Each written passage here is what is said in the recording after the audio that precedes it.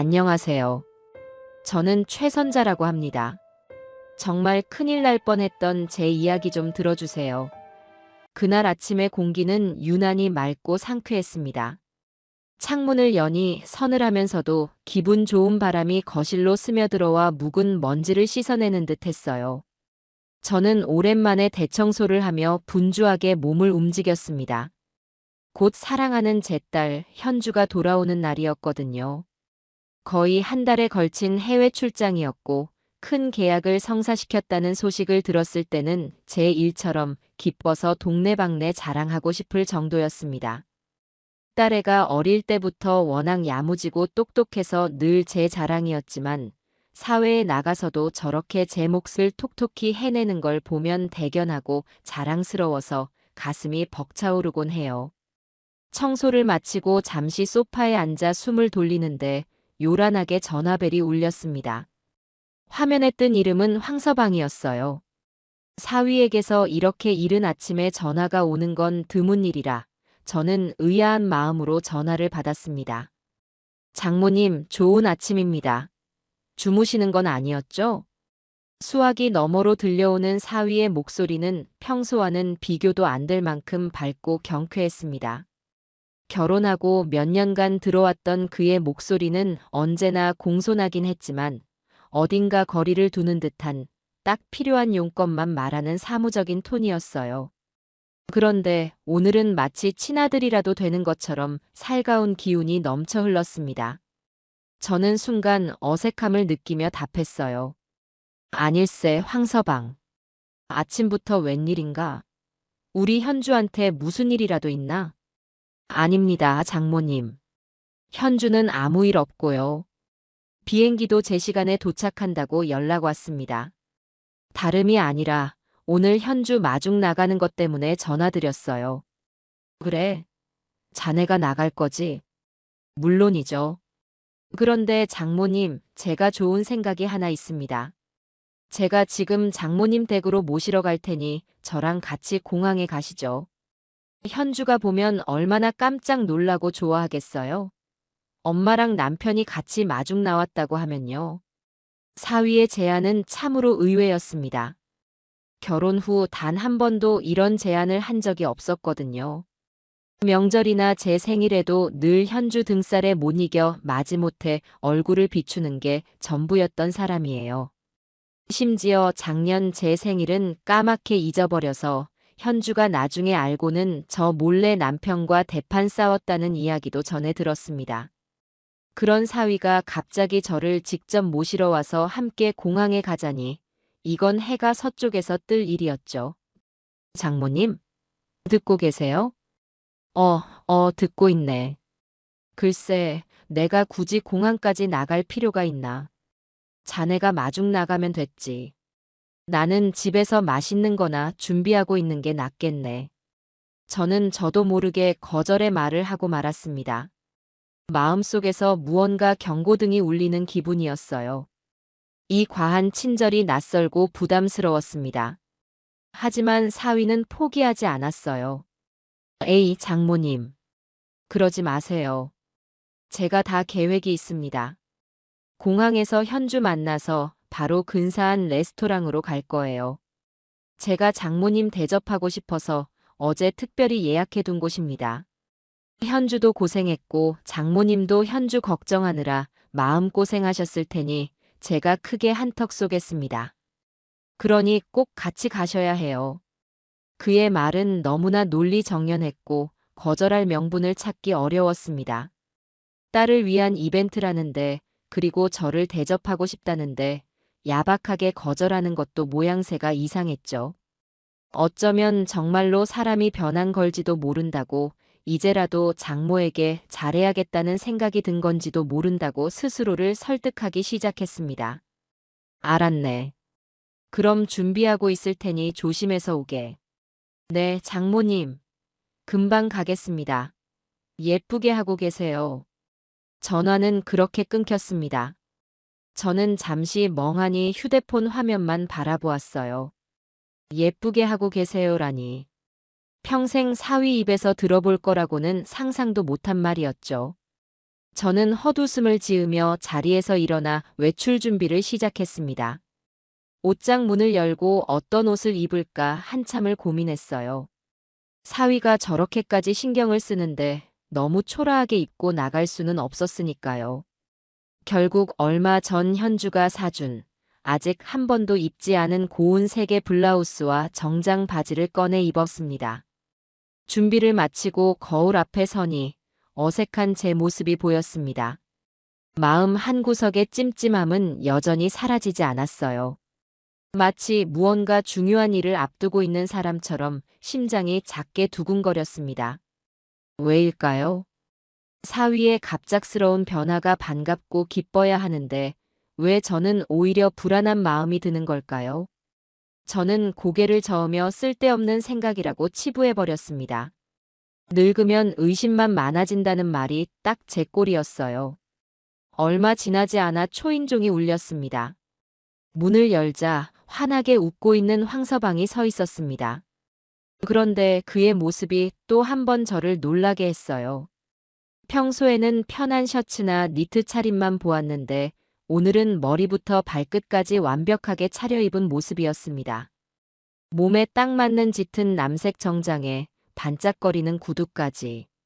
마치 중요한 사업 미팅이라도 가는 사람처럼 보였죠. 장모님, 준비 다 되셨어요? 이야, 오늘 정말 고우십니다. 그는 능숙하게 칭찬을 건네며 작은 쇼핑백 하나를 제게 내밀었습니다. 이건 뭔가? 별거 아닙니다. 장모님 생각나서 작은 선물 하나 샀어요. 쇼핑백 안에는 예쁜 상자가 들어 있었고 상자를 열자 부드러운 실크 스카프가 모습을 드러냈습니다. 은은한 꽃무늬가 들어간 딱 제 나이대에 어울릴 법한 고급스러운 물건이었어요. 저는 정말이지 할 말을 잃었습니다. 생전 처음 받아보는 사위의 선물이라니. 이건 정말 꿈을 꾸고 있는 게 아닐까 싶었어요.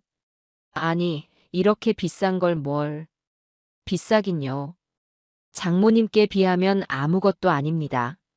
자, 이제 슬슬 출발할까요? 시간이 많지 않습니다. 그는 제 어깨를 가볍게 감싸며 저를 현관 밖으로 이끌었습니다. 아파트 주차장에는 낯선 검은색 세단 한 대가 서 있었습니다. 번쩍번쩍 광이 나는 누가 봐도 아주 비싸 보이는 차였어요. 황서방, 이 차는 뭔가? 자네 차 바꿨나? 아, 아닙니다. 오늘 특별한 날이라 회사에서 잠시 빌렸습니다. 장모님 편하게 모시려고요. 그의 대답은 막힘이 없었습니다. 저는 더 이상 묻지 않고 조수석에 올라탔어요. 푹신한 가죽 시트에 몸을 묻자 사위가 안전벨트까지 직접 매주었습니다. 이런 과한 친절과 배려가 계속되자 저의 의심과 불안은 조금씩 무뎌지는 듯 했습니다. 어쩌면 내가 정말로 사위를 오해하고 있었던 걸지도 모른다고.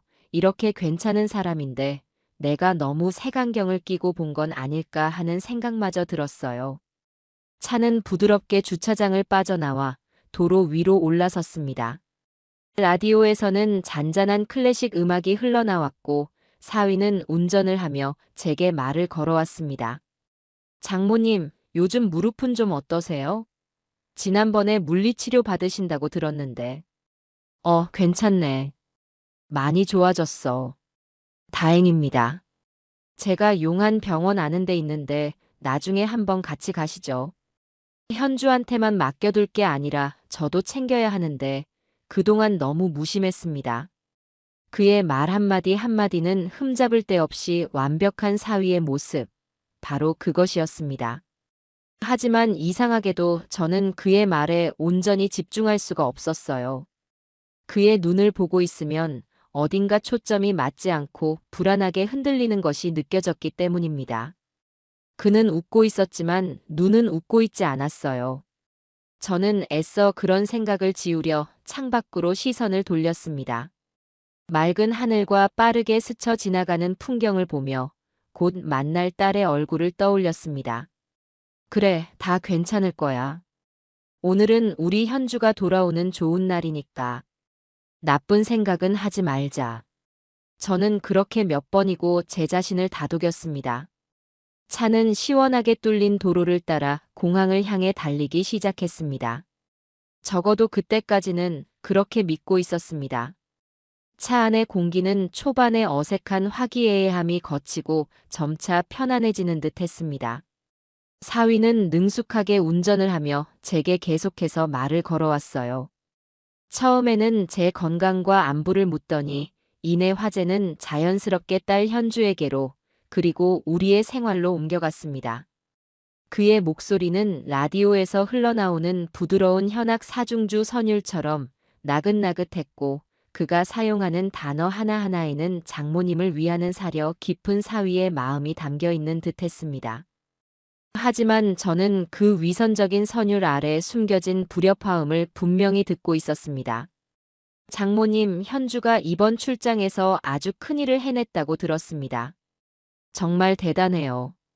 제가 남편이지만 존경스러울 정도라니까요. 다 장모님께서 현주를 그렇게 훌륭하게 키워주신 덕입니다. 자네 아내가 될 성불은 떡잎이긴 했지.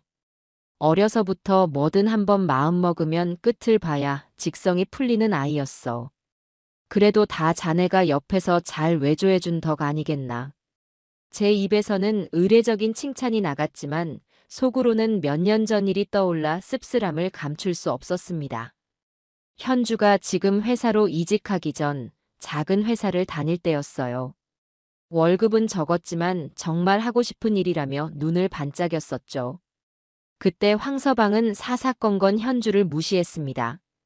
그런 푼돈 벌려고 아등바등하는 게 안쓰럽다느니 여자는 그냥 집에서 편하게 살림이나 하는 게 최고다라는 말을 입에 달고 살았었죠. 그랬던 그가 이제 와서 현주가 존경스럽다니. 현주의 연봉이 그의 몇 배가 되고 나서야 비로소 존경심이 생긴 모양이었습니다. 아닙니다. 제가 한 게 뭐가 있겠습니까? 오히려 제가 현주 덕을 많이 보죠. 그런데 장모님, 현주가 저렇게 바쁘게 일하다 보니 장모님 혼자 계시는 시간이 많아서 걱정입니다. 적적하지는 않으세요? 제가 가끔 찾아뵙고 말동무라도 해드려야 하는데 먹고 사는 게 바쁘다는 핑계로 매번 죄송할 따름입니다. 적적할 게 뭐 있나? 나도 내 생활이 있는데. 친구들 만나서 점심도 먹고 복지관 가서 노래도 배우고. 자식들 다 커서 제 앞가림하면 부모는 그걸로 족한 거지. 그래도 자식 된 도리로서는 마음이 쓰이는 게 사실입니다. 현주랑 저랑 사는 아파트로 들어오셔서 같이 사는 건 어떠세요? 저희가 꼭 모시고 싶습니다. 장모님 사실 지금 그 집도 오래되어서 수리할 곳도 많지 않습니까? 겨울엔 춥고 여름엔 더워서 현주가 늘 마음에 걸려 합니다. 참으로 달콤하고 그럴싸한 제안이었지만 저는 그 말 속에 교묘하게 숨겨진 가시를 느꼈습니다. 그는 마치 저를 위하는 척 말하고 있었지만 그의 진짜 관심사는 제 아니가 아니라 집이라는 것을 직감할 수 있었어요.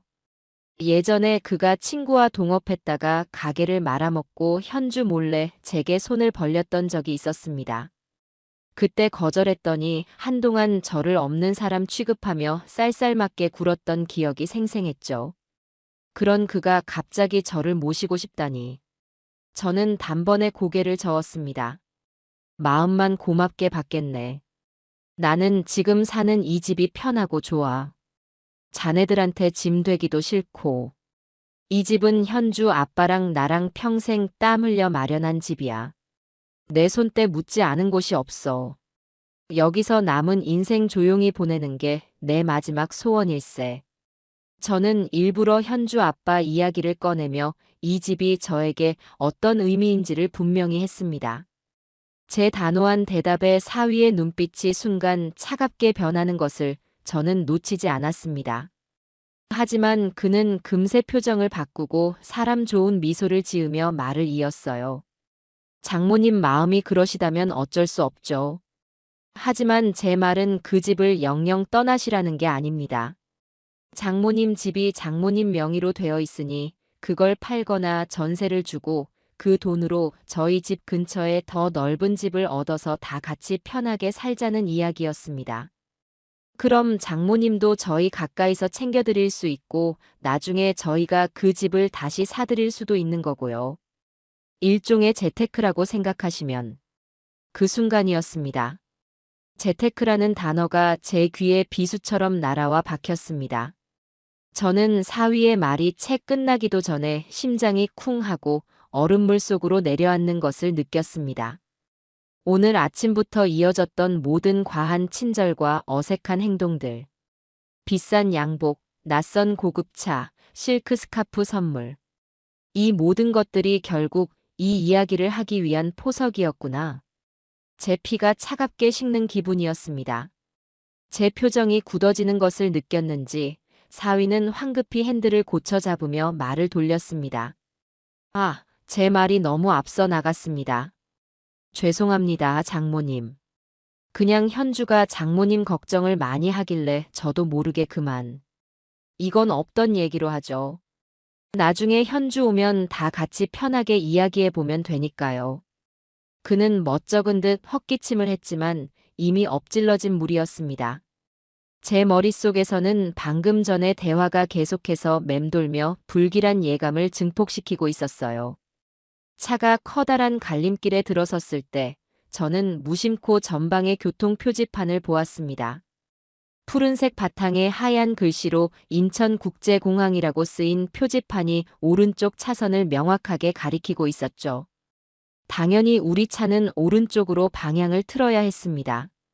하지만 사위의 차는 망설임 없이 왼쪽 방향 지시등을 켰고 공항과는 전혀 다른 방향의 음침한 도로로 미끄러져 들어갔습니다. 황서방. 제 목소리는 낮고 차갑게 울렸습니다. 길을 잘못 든 것 같은데. 공항은 오른쪽이었네. 사위는 제 목소리에 움찔했지만 이내 태연한 척 웃으며 대답했습니다. 그의 목소리는 아까보다 한 톤 높아져 있었고 어딘가 부자연스러웠습니다. 아, 장모님. 제가 깜빡하고 말씀을 안 드렸네요. 이쪽으로 가면 새로 생긴 지름길이 하나 있습니다. 주말이라 공항 가는 길이 엄청 막힐 것 같아서 일부러 이쪽으로 들어왔어요.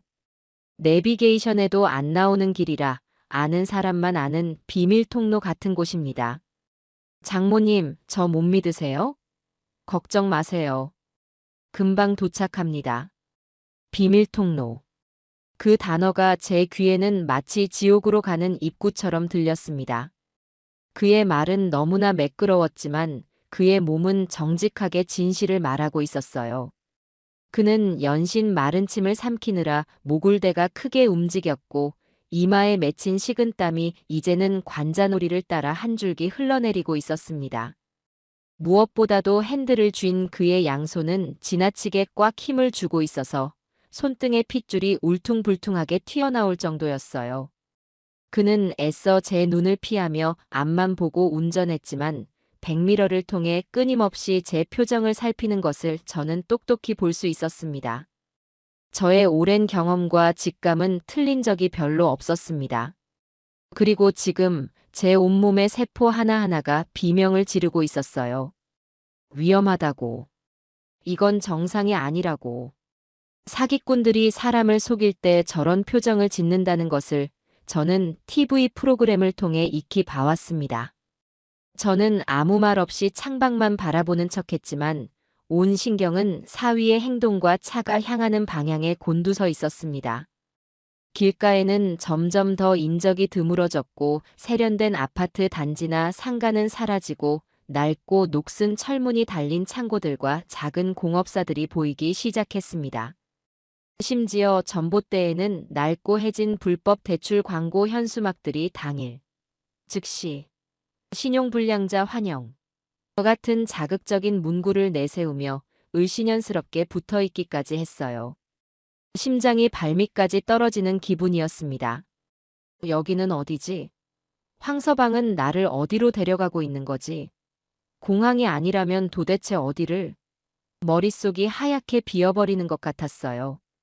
공포감이 목구멍까지 차올랐지만 여기서 소리를 지르거나 난리를 피우는 건 덫에 걸린 쥐가 발버둥 치는 것과 다를 바 없다는 걸 알았습니다. 저는 최대한 평온한 표정을 유지하며 조용히 제 핸드백을 무릎 위로 끌어당겨 꽉 끌어안았습니다. 만약의 사태에 대비해야 했어요. 그러다 문득 아까 사위가 했던 말이 악몽처럼 머릿속을 스쳐 지나갔습니다. 장모님 집이 장모님 명의로 되어 있으니 그걸 팔거나. 설마 아무리 돈에 미쳤어도 장모를, 하나뿐인 아내의 어머니를 상대로 그런 끔찍한 짓을 할 리가 없다고 생각하면서도 심장은 더욱더 불안하게 방망이질 쳤습니다. 저는 마른 침을 삼키며 조수석 문 손잡이를 슬쩍 내려다보았습니다. 그리고 언제든 문을 열고 뛰쳐나갈 수 있도록 마음의 준비를 하기 시작했어요. 차 안을 가득 채우고 있던 감미로운 클래식 음악은 어느새 제게 다가올 불행을 예고하는 장송곡처럼 소름 끼치게 들리고 있었습니다. 차 안의 공기는 얼음장처럼 차갑고 무겁게 가라앉아 있었습니다. 라디오에서 흘러나오는 바이올린 소리가 신경질적으로 귓가를 긁어대는 것 같았어요. 저와 사위, 둘 중 누구도 먼저 입을 열지 않았습니다. 이미 서로의 의중을 눈치챈 포커 선수들처럼 우리는 침묵 속에서 보이지 않는 수싸움을 벌이고 있었죠. 그는 오직 운전에만 집중하는 척했지만 저는 그가 백미러를 통해 끊임없이 저를 감시하고 있다는 것을 느낄 수 있었습니다. 그의 턱에는 긴장으로 인한 경련이 가늘게 일었고 아침에 그토록 빳빳하던 하얀 와이셔츠 깃은 식은 땀으로 축축하게 젖어들고 있었죠. 이제 그의 얼굴에서는 아침에 보여주었던 사람 좋은 미소는 온데간데 없이 사라지고 벼랑 끝에 몰린 자의 초조함과 다급함만이 역력했습니다. 저는 창밖을 보며 머릿속으로 수만 가지 생각을 했습니다. 이 길이 어디로 이어지는지 알 수만 있다면 지금이라도 내려달라고 소리쳐야 할까? 아니, 그랬다간 그가 무슨 짓을 할지 모른다.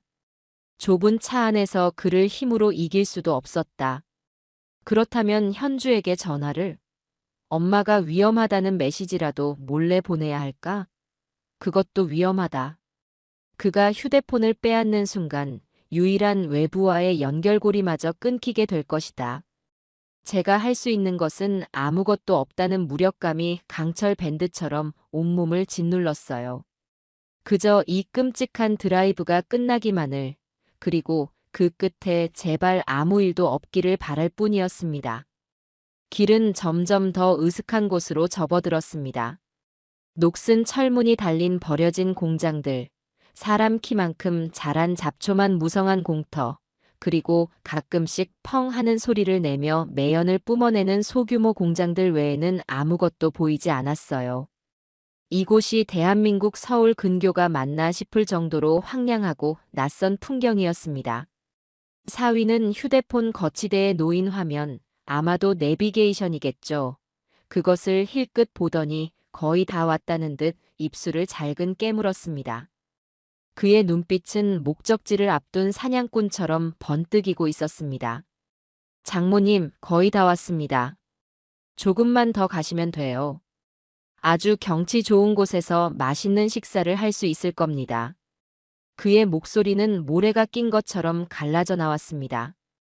경치 좋은 곳이라는 그의 말은 너무나도 생뚱맞아서 헛웃음이 나올 뻔했어요. 이런 폐허 같은 곳에 경치 좋은 식당이 있을 리 만무했죠. 저는 대답하지 않았어요. 대신 핸드백을 더 꽉 끌어안고 그 안에 든 제 휴대폰이 무사한지 손으로 더듬어 확인했습니다. 바로 그때였습니다.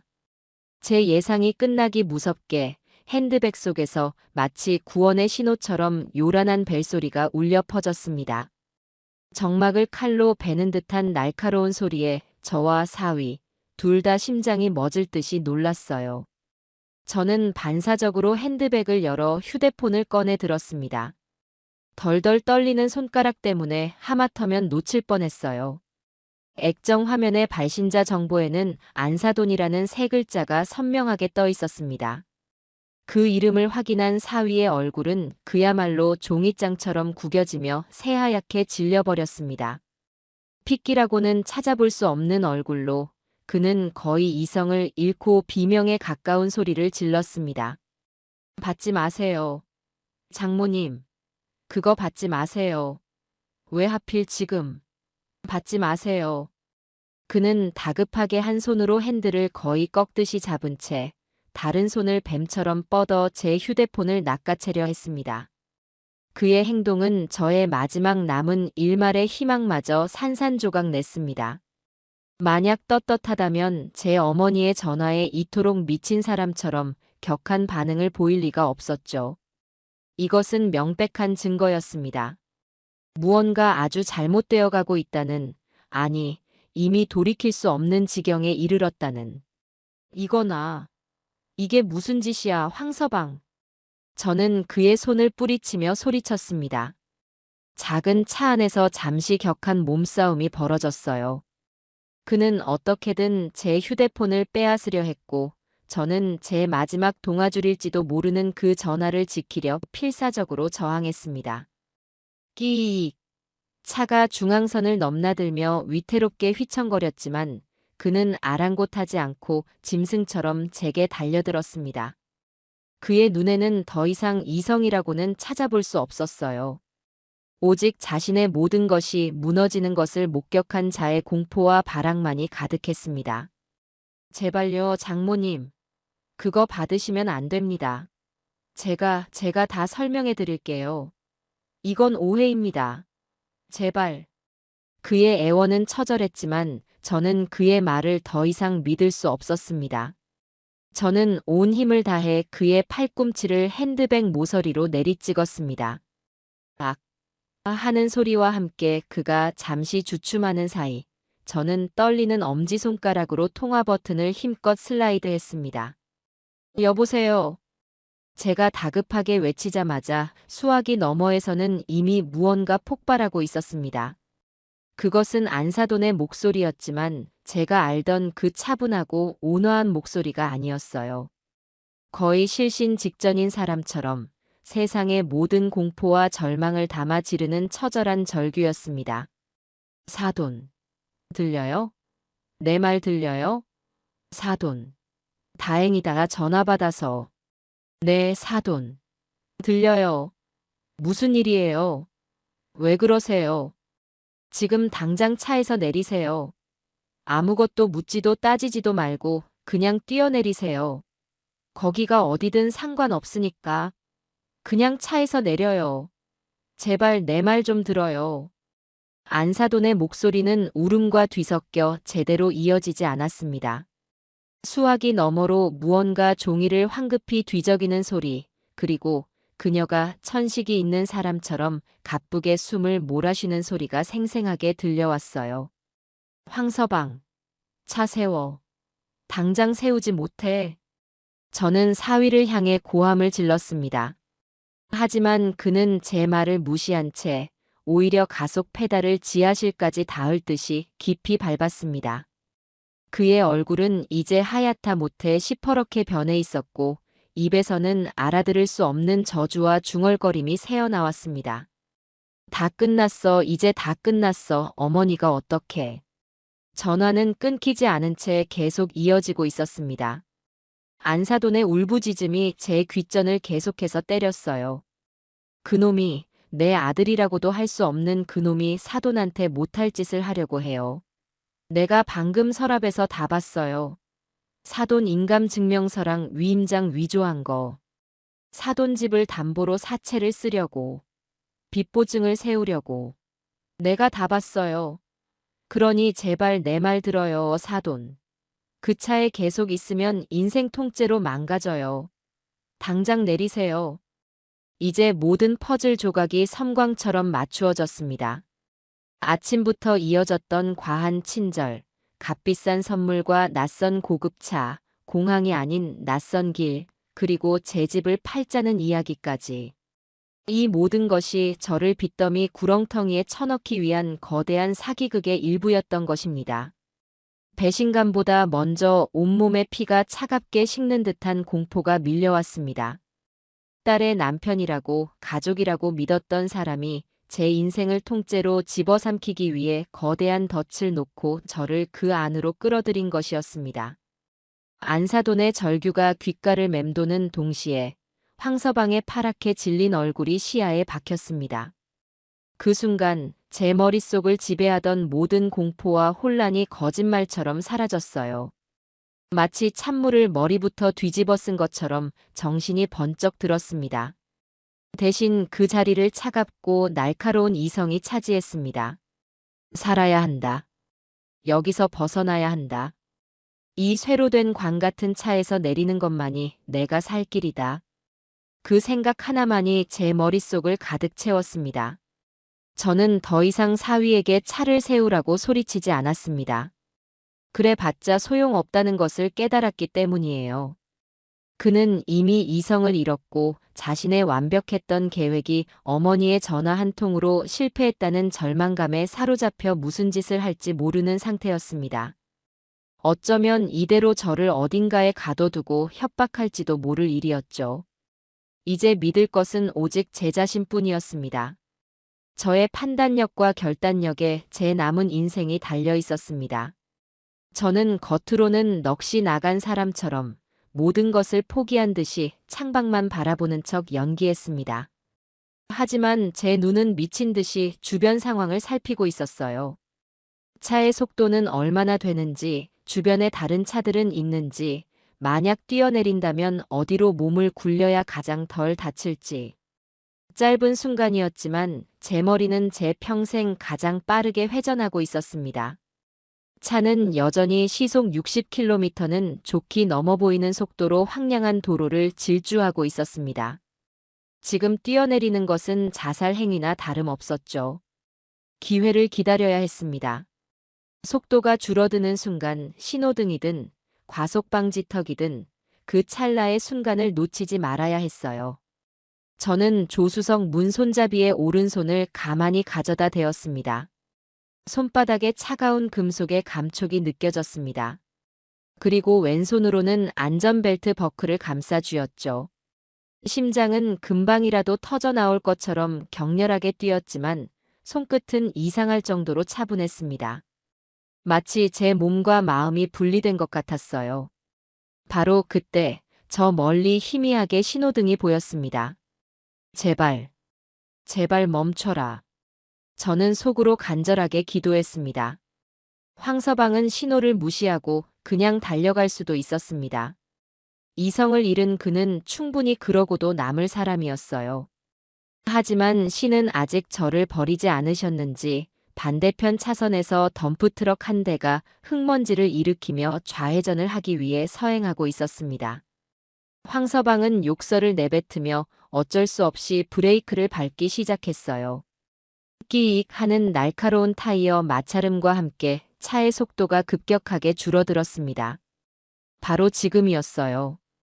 더 이상 망설일 시간이 없었습니다. 1초, 아니 0.1초의 망설임이 제 인생을 결정할 것이었습니다. 장모님, 제발 제 얘기 좀 들어보세요. 이건 다 오해라고요. 제가 다 갚을 수 있어요. 장모님께 절대 피해 안 가게 할 수 있단 말입니다. 사위가 무어라 애원하며 저를 돌아보려는 그 찰나, 저는 행동을 개시했습니다. 왼손으로 안전벨트 버클을 벼락처럼 눌렀습니다. 딸깍하는 그 순간 세상에서 가장 경쾌하게 들린 소리와 함께 저를 억압하던 검은 벨트가 풀려났습니다. 자유로워진 몸의 반동을 이용해 저는 동시에 오른손으로 문 손잡이를 잡아당겨 온몸의 체중을 실어 문을 밀어젖혔어요. 장모님. 사위의 경악에 찬 비명이 귓전을 때렸지만 이미 제 몸은 차 밖으로 반쯤 빠져나온 후였습니다. 저는 차가 완전히 멈추기를 기다리지 않았습니다. 아직 천천히 굴러가고 있는 차에서 저는 그대로 아스팔트 바닥을 향해 몸을 던졌습니다. 운동신경이 좋은 편은 아니었지만 살아야 한다는 본능이 제 몸을 지배했습니다. 최대한 몸을 웅크리고 중요한 머리부터 보호해야 한다는 생각뿐이었어요. 세상이 한 바퀴 빙그르르 도는 느낌이었습니다. 둔탁한 충격과 함께 오른쪽 어깨와 무릎에 뼈가 부서지는 듯한 극심한 통증이 밀려왔습니다. 거친 아스팔트 바닥에 쓸린 팔꿈치와 손바닥에서는 화끈거리는 열기와 함께 비릿한 피냄새가 올라왔어요. 입에서는 저도 모르게 윽 하는 신음이 터져 나왔지만 그보다 더 중요한 것은 제가 마침내 그 지옥 같은 쇠상자에서 탈출했다는 사실이었습니다. 저는 고통을 참으며 간신히 고개를 들었습니다. 제가 타고 있던 검은색 세단은 교차로 한복판에 잠시 멈춰 서는 듯 하더니 이내 뒤에서 울려대는 경적 소리에 못 이겨 미친 듯이 가속 페달을 밟으며 도망쳐 버렸습니다. 운전석의 사위는 단 한 번도 백미러를 통해 저를 돌아보지 않았어요. 그 냉혹한 모습에 남은 정마저 완전히 떨어져 나가는 기분이었습니다. 어머, 저기 사람 쓰러졌어. 차에서 떨어진 거 아니야? 괜찮으세요? 정신 좀 차려보세요. 119 불렀어요. 주변이 순식간에 아수라장이 되었습니다. 신호를 기다리던 다른 차의 운전자들과 행인들이 저를 발견하고 달려왔어요. 한 아주머니가 제 등을 두드려주며 걱정스럽게 물었고 어떤 젊은 남자는 제 상태를 살피며 구급차를 불렀다고 소리쳤습니다. 괜찮습니다. 저는 괜찮아요. 구급차는 괜찮습니다. 저는 사람들을 안심시키며 아픔을 참고 이를 악물고 몸을 일으켜 세웠습니다. 다행히 뼈가 부러지거나 한 것 같지는 않았어요. 온몸이 욱신거리고 찢어진 옷 사이로 피가 흘렀지만 정신은 그 어느 때보다 또렷했습니다. 저는 비틀거리면서도 길가 인도로 걸어 나왔습니다. 그리고 가장 먼저 한 일은 아스팔트 바닥에 나뒹굴고 있던 제 핸드백을 집어드는 것이었어요. 그 안에는 이 모든 일의 시작이었던 제 휴대폰이 들어 있었으니까요.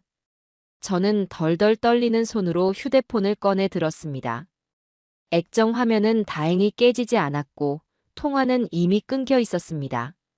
하지만 그건 중요하지 않았어요. 이제 뭘 해야 할지 명확했기 때문입니다. 끊어진 통화를 다시 연결하기 위해 저는 망설임 없이 통화 기록에 찍힌 안사돈의 이름을 눌렀습니다. 신호음이 두 번째 가기도 전에 거의 비명에 가까운 목소리가 수화기를 뚫고 터져 나왔습니다.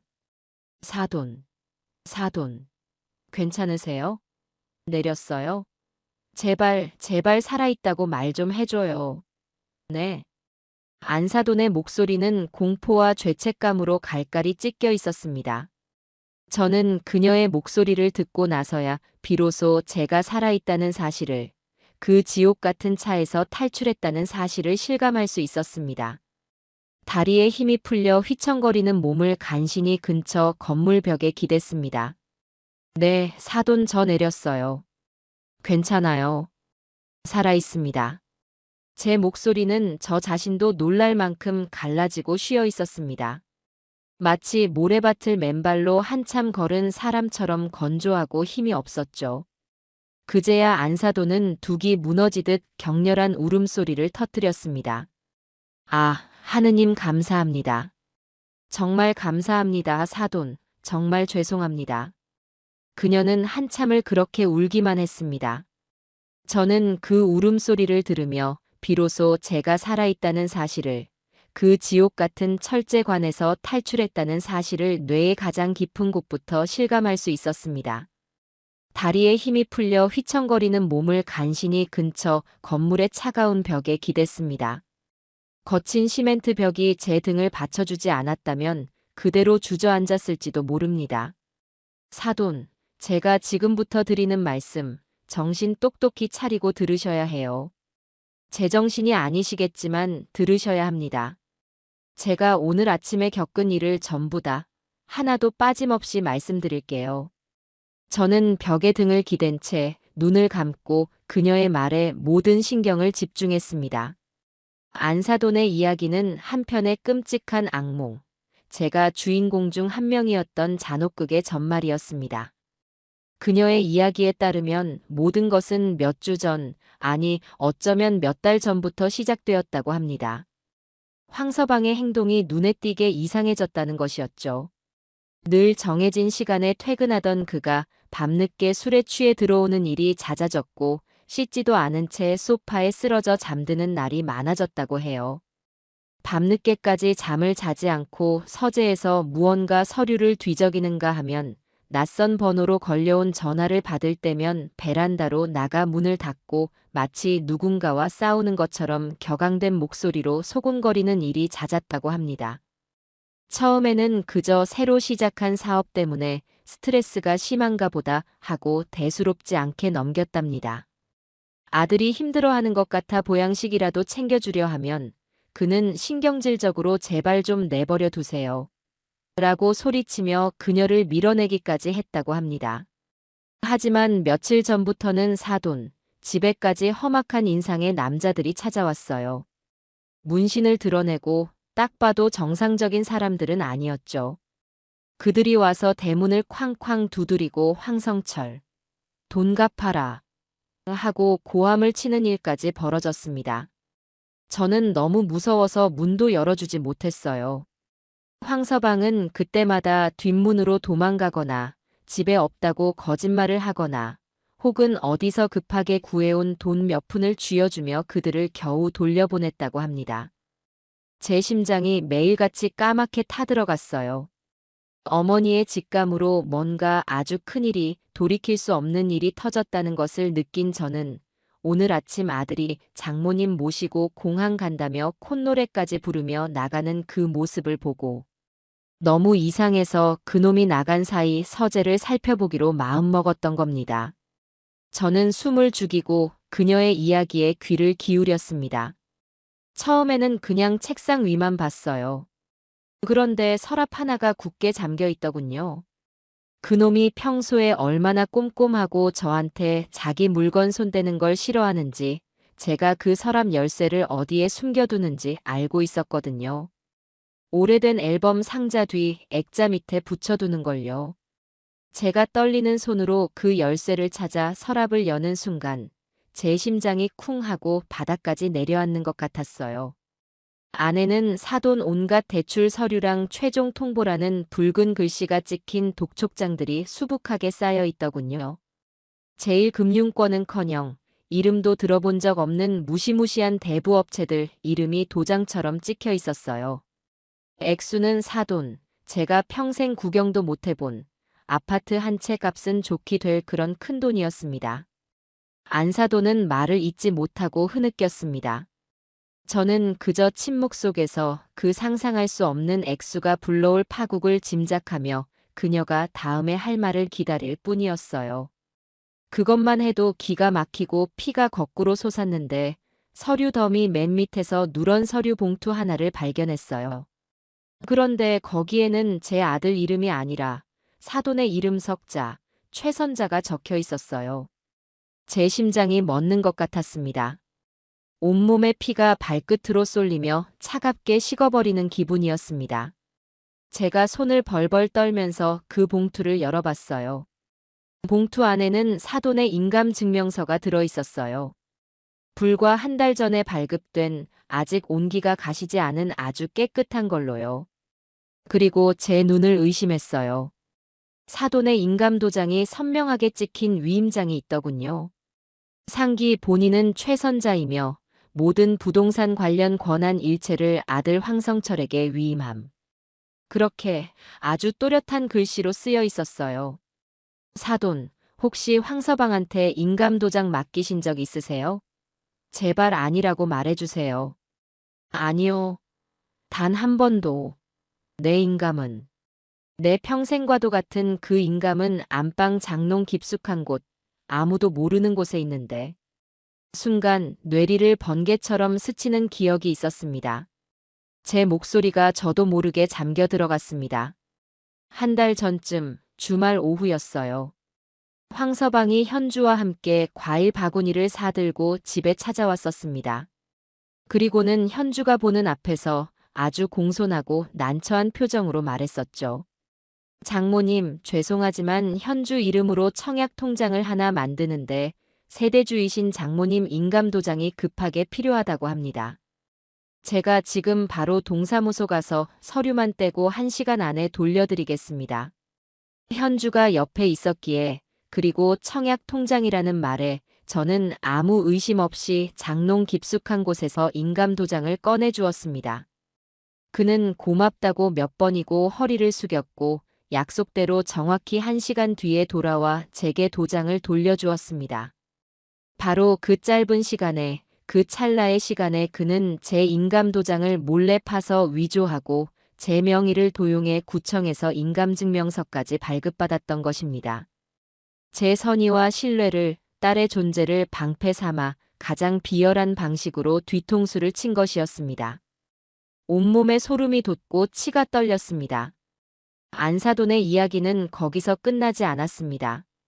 그녀의 목소리는 이제 거의 신라처럼 가늘게 떨리고 있었습니다. 그리고 맨 마지막 장의 사돈, 그놈의 진짜 계획이 있었어요. 작은 수첩을 찢은 메모지였는데 거기에 날짜별로 빼곡하게 적어놓은 계획서였어요. 오늘은 8월 18일이라고 붉은 펜으로 커다랗게 동그라미가 쳐져 있고 그 옆에는 이렇게 쓰여 있더군요. 오전 10시 장모님 픽업 공항 핑계. 오전 11시 30분 금융 파이낸셜 사무실 도착. 최종 계약서 날인. 그 밑에는 사돈의 아파트 주소와 함께 담보가치 최대 3억 원, 당일 즉시 대출 가능이라고 적혀 있었어요. 금융 파이낸셜. 아까 차를 타고 지나오던 길, 음습하고 낡은 건물 외벽에 붙어있던 바로 그 대부업체 간판 이름이었습니다. 그놈은 저를 공항으로 데려가던 게 아니었습니다. 귀국하는 딸을 마중 나간다는 세상에서 가장 성스럽고 아름다운 거짓말로 저를 유인해 사채업자 소굴로 끌고 가 제 평생이 담긴 집을 담보로 피 같은 돈을 얻어내려던 것이었어요. 만약 제가 그 계약서에 도장을 찍었다면 저는 평생을 바쳐 일군 제 집을 잃고 길거리에 나앉게 되었을 겁니다. 아니, 어쩌면 그놈은 순순히 도장을 찍지 않으려는 저를 그 으슥한 곳에서 협박했을지도 모를 일입니다. 제가 그 메모를 보고 너무 놀라서 손에 잡히는 대로 서류를 전부 쓸어 담고 사돈께 바로 전화를 드린 거예요. 혹시라도 설마 하면서도 그놈 차를 타셨을까봐. 정말 다행입니다. 정말 하늘이 도우셨어요. 안사돈의 목소리를 들으며 저는 분노로 온몸이 부들부들 떨리는 것을 느꼈습니다. 이것은 단순한 금전 문제가 아니었습니다. 이것은 인간의 신뢰와 가족이라는 이름에 대한 가장 잔인한 배반이었습니다. 지난 몇 년간 저를 장모님이라 부르며 제 딸 옆에 서 있던 그 남자가 처음부터 저를 언제든 팔아치울 수 있는 재산으로만 보고 있었다는 명백한 증거였습니다. 그의 친절, 그의 미소, 그의 모든 것이 거대한 사기극을 위한 연기였던 것입니다. 저는 벽에 기대고 있던 몸을 바로 세웠습니다. 울음이 나오지 않았어요. 대신 차갑고 단단한 분노가 용암처럼 제 머리끝까지 차올랐습니다. 사돈. 그 서류들 지금 전부 가지고 계신 거죠? 원본 그대로요. 네, 물론이죠. 봉투에 담아서 지금 제 품에 꼭 안고 있어요. 전부 다요. 좋습니다. 지금 당장 경찰서에서 만나죠. 사돈 계신 곳에서 가장 가까운 경찰서로 가세요. 저도 지금 바로 그쪽으로 가겠습니다. 더 이상 지체할 시간이 없습니다. 제 단호한 목소리에 안사돈은 잠시 놀란 듯 했지만 이내 결연한 목소리로 대답했습니다. 네, 사돈. 알겠습니다. 지금 바로 출발할게요. 저도 더는 제 아들을 감싸줄 수 없습니다. 전화를 끊자 주변의 소음이 다시 제 귀로 맹렬하게 돌아왔습니다. 어느새 구급차까지 와서 사이렌을 울리고 있었고 구급대원 한 분이 제게 다가와 걱정스러운 얼굴로 상태를 물었습니다. 어르신 괜찮으세요? 상처가 심합니다. 병원으로 가셔서 치료부터 받으셔야 합니다. 저는 고개를 저었습니다. 제 눈빛을 본 구급대원은 잠시 움찔하는 듯 했습니다. 아니요. 저는 괜찮습니다. 살갗이 좀 긁힌 것뿐이에요. 병원보다 100배, 1000배는 더 급하게 가야 할 곳이 있습니다. 지금 가지 않으면 제 인생이 송두리째 뽑히게 생겼습니다. 저는 제 몸을 부축하려는 구급대원의 손을 정중하지만 단호하게 물리치고 도로를 향해 비틀거리며 걸어 나갔습니다. 그리고 피가 흐르는 손을 들어 마치 전쟁터로 향하는 장수처럼 망설임 없이 택시를 잡았습니다. 택시가 제 앞에 멈춰 서자 저는 뒷좌석에 몸을 싣고 기사에게 말했습니다. 경찰서로 가주세요. 신호 무시해도 좋으니 최대한 빨리요. 제 얼굴은 아마 상처와 흙먼지 그리고 식은땀으로 엉망이었을 겁니다. 하지만 백미러에 비친 제 눈빛만큼은 그 어느 때보다도 차갑고 단단하게 빛나고 있었습니다. 이제 이 지옥 같은 연극을 끝낼 시간이었습니다. 그리고 그 연극의 감독과 주연 배우였던 그놈에게 가장 처절한 대가를 치르게 할 시간이었습니다. 택시 뒷좌석에 몸을 싣자 참고 있던 고통이 한꺼번에 몰려오는 듯 했습니다. 아스팔트에 쓸린 무릎과 팔꿈치는 불에 댄 것처럼 화끈거렸고 충격을 받은 어깨는 누가 바늘로 쑤시는 것처럼 욱신거렸어요. 하지만 그런 육체적인 고통은 지금 제가 느끼는 심적인 고통에 비하면 아무것도 아니었습니다. 택시 차창 밖으로 빠르게 스쳐 지나가는 풍경을 보며 제 머릿속은 복잡한 생각들로 들끓었습니다. 무엇보다도 딸 현주 걱정이 앞섰습니다. 이제 한두 시간이면 한국 땅을 밟을 내 딸.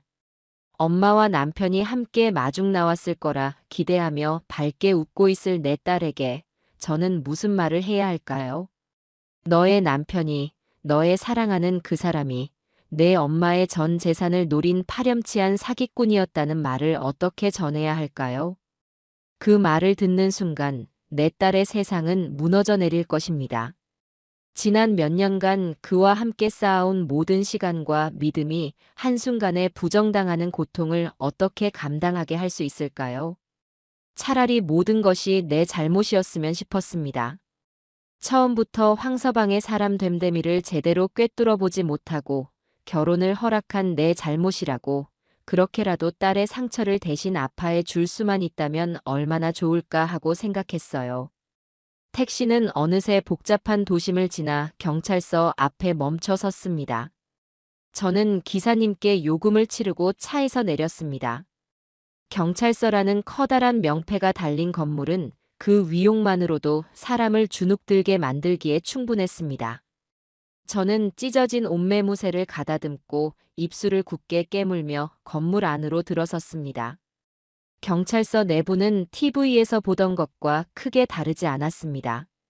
분주하게 오가는 경찰관들, 무언가 억울한 사연을 토로하는 민원인들, 그리고 이 모든 소음을 배경음악처럼 깔아주는 무미건조한 형광등 불빛. 저는 잠시 어디로 가야 할지 몰라 두리번거렸습니다. 바로 그때 입구 쪽 소파에 앉아 초조하게 손을 비비고 있던 안사돈이 저를 발견하고 벌떡 일어났습니다. 사돈. 그녀는 거의 울다시피 달려와 제 앞에 섰습니다. 그녀의 얼굴은 눈물로 얼룩져 엉망이었고 두 눈은 퉁퉁 부어 있었습니다. 그녀는 제 상처투성이인 팔과 찢어진 옷을 보더니 와락 제 손을 잡고 그대로 바닥에 주저앉으려 했습니다. 사돈, 제가 죄인입니다. 제가 죽을 죄를 지었습니다. 아들을 저 따위로 키운 제가 죄인입니다. 저를 매우 치세요, 사돈. 저는 깜짝 놀라 그녀의 팔을 잡아 일으켜 세웠습니다. 주변 사람들이 힐끔힐끔 우리를 쳐다보고 있었어요. 이러지 마세요, 사돈. 여기서 이러시면 안 됩니다. 일어나세요. 제가 무슨 면목으로 사돈 얼굴을 보겠습니까? 차라리 제가 대신 다쳤어야 했는데. 그녀는 아이처럼 서럽게 울었습니다. 그녀의 눈물은 단순히 아들에 대한 실망감을 넘어 저에 대한 미안함과 죄책감, 그리고 자기 자신에 대한 깊은 자괴감이 뒤섞인 처절한 것이었습니다. 그 눈물을 보니 오히려 제 마음이 조금은 누그러지는 듯 했습니다. 이 사람 역시 저와 마찬가지로 피해자였습니다. 가장 믿었던 아들에게 배신당한 또 한 명의 어머니일 뿐이었죠. 저는 그녀의 어깨를 단단히 붙잡고 말했습니다. 사돈, 지금은 울 때가 아닙니다. 정신 똑똑히 차리셔야 해요. 우리가 지금 여기서 무너지면 현주는 어떡합니까? 우리 딸, 그리고 사돈의 며느리인 현주를 위해서라도 강해져야 합니다. 우리 손으로 직접 그놈을 심판대에 세워야지요. 제 단호한 목소리에 안사돈은 울음을 그치고 고개를 들었습니다. 그녀의 눈에는 여전히 눈물이 그렁그렁했지만 이전과는 다른 독한 기운이 서려 있었어요. 그녀는 고개를 끄덕이며 품에 소중히 안고 있던 커다란 서류 봉투를 제게 보여주었습니다. 네, 사돈 말씀이 맞아요. 제가 정신을 놔버렸네요. 이거 그놈 서랍에서 찾아낸 증거들입니다. 하나도 빠짐없이 전부 다 가져왔어요. 우리는 함께 민원실을 지나 형사과로 향했습니다. 복도를 걷는 동안 안사돈은 제게 또 다른 충격적인 사실을 털어놓았습니다. 황서방의 빚은 이번이 처음이 아니라는 것이었어요. 결혼 전에도 주식 투자로 큰 빚을 져서 안사돈이 집을 줄여가며 겨우 막아준 적이 있었고, 결혼 후에도 현주 몰래 사업을 벌였다가 실패해서 안사돈의 퇴직금까지 끌어다 썼다는 것이었습니다. 그때 제가 그놈 버릇을 단단히 고쳐놨어야 했는데, 내 아들이니까 한 번만 더 믿어보자 했던 게 이렇게까지 될 줄은 몰랐습니다. 현주한테 너무 미안해서 얼굴을 들 수가 없어요. 기가 막혔지만 지금은 과거를 탓할 때가 아니었습니다. 우리는 마침내 강력 3팀이라는 팻말이 붙은 사무실 문 앞에 섰습니다. 안으로 들어서자 한 중년의 형사님이 컴퓨터 모니터에서 눈을 떼지 않은 채 무심하게 물었습니다. 무슨 일로 오셨습니까? 저는 앞으로 나서서 제 상태를 보여주며 차분하게 말했습니다. 제 사위를 고소하려고 합니다. 제 말에 형사님은 그제야 고개를 들고 저와 안사돈을 번갈아 쳐다보았습니다. 그의 눈에는 또 무슨 막장 드라마 같은 사연인가 하는 지겨움과 회의감이 서려 있었어요. 하지만 안사돈이 책상 위로 서류 봉투를 쏟아내자 그의 표정이 미세하게 변하기 시작했습니다. 봉투 안에서는 위조된 제 인감증명서와 위임장, 인감도장, 그리고 사채업체의 대출 신청서와 황서방이 직접 작성한 범행 계획 메모까지 그의 죄를 입증할 증거들이 차고 넘치게 쏟아져 나왔습니다. 안사돈은 떨리는 목소리로 이 서류들을 발견하게 된 경위를 설명했고, 저는 오늘 아침부터 그놈의 차에서 뛰어내리기까지의 과정을 차분하지만 단호하게 진술했습니다. 제 찢어진 옷과 온몸의 상처는 그 어떤 말보다도 더 강력한 증거가 되어주고 있었습니다. 저와 안사돈의 진술이 이어지는 동안 형사님의 표정은 초기 냉소적인 태도에서 점차 심각한 표정으로, 그리고 나중에는 경악과 분노로 바뀌어 갔습니다. 그는 서류들을 하나하나 꼼꼼히 살피고 우리에게 몇 가지 추가 질문을 던지며 사건의 전말을 파악해 나갔습니다. 이건 죄질이 아주 나쁜데요. 단순 사기가 아니라 가족을 상대로 한 계획적인 중범죄입니다. 진술을 모두 마쳤을 때 형사님은 자리에서 일어나며 말했습니다. 두 분은 잠시만 여기 앉아 계십시오. 당장 팀원들 소집해서 범인 위치 추적 시작하겠습니다. 휴대폰만 켜져 있다면 금방 잡을 수 있습니다. 그의 말을 듣는 순간 안도감과 함께 새로운 걱정이 밀려왔습니다. 딸 현주. 이제 곧 공항에 도착할 시간이었어요. 남편이 마중 나오지 않는 것을 이상하게 생각하고 전화를 걸었을 때 만약 전원이 꺼져 있다면 딸은 분명 불안해하며 제게 먼저 전화를 할 것이었습니다. 저는 그 전화를 어떻게 받아야 할까요? 마치 제 마음을 읽기라도 한 듯 형사님이 물었습니다. 따님분은 이 사실을 알고 계십니까? 저는 고개를 저었습니다. 아니요. 이제 곧 귀국합니다. 아무것도 몰라요. 그 순간 저는 결심했습니다. 이 모든 끔찍한 진실을 다른 사람이 아닌 제 입으로 직접 전해야만 한다고. 내 딸이 받을 상처를 내가 직접 보듬어 안아야만 한다고. 저는 안사돈을 바라보았습니다. 그녀의 눈에도 저와 같은 결심이 서려 있었습니다. 저는 휴대폰을 꺼내 들었습니다. 제가 현주에게 전화해야겠습니다. 이제 이 비극의 마지막 막을 올릴 시간이었습니다. 형사과 사무실 한쪽 구석, 먼지 쌓인 캐비닛 옆에 서서 저는 딸의 번호를 눌렀습니다. 짧은 통화 연결음이 울리는 동안 제 심장은 천근만근의 무게추를 단 것처럼 바닥으로 가라앉는 듯 했어요. 손끝은 차갑게 식어 있었고 등으로는 식은땀이 한 줄기 흘러내렸습니다. 몇 번의 신호음이 더 이어진 후에야 드디어 수화기 너머에서 제가 그토록 그리워하고 또 두려워했던 목소리가 들려왔습니다. 엄마, 나 막짐 찾았어. 비행기 연착도 안 되고 제 시간에 딱 도착했네. 근데 성철 씨는 어디야? 전화했는데 안 받네. 엄마랑 같이 오고 있는 거지? 딸의 목소리는 한 달간의 고된 출장을 성공적으로 마친 사람 특유의 밝고 활기찬 에너지로 가득 차 있었습니다. 그 목소리를 듣는 순간 제 목구멍에서는 뜨거운 무언가가 울컥 치밀어 올랐습니다. 하지만 저는 그것을 간신히 억누르고 최대한 아무렇지 않은 척 목소리를 가다듬었습니다. 지금 제가 무너지면 모든 것이 끝장이었어요. 현주야, 엄마 말 잘 들어. 지금부터 엄마가 하는 말, 토달지 말고 그대로 해야 한다. 응? 엄마 목소리가 왜 그래? 무슨 일 있어? 그리고 왜 이렇게 주변이 시끄러워? 아무것도 묻지 마. 그리고 황서방한테 절대 전화하지 말고.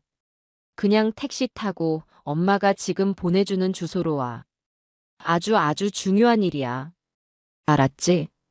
제 목소리는 저도 모르게 떨리고 있었습니다.